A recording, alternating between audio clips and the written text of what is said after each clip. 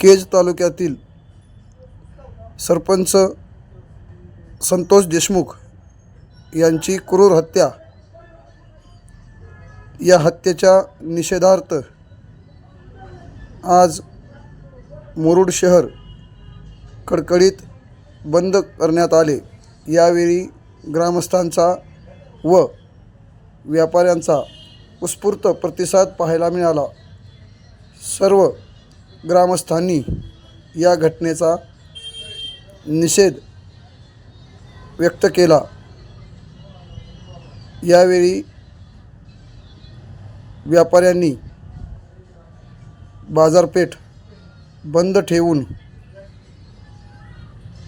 निषेध व्यक्त केला। या संपूर्ण न्यूजसाठी भारतीय जनमत न्यूज चॅनल मुरुड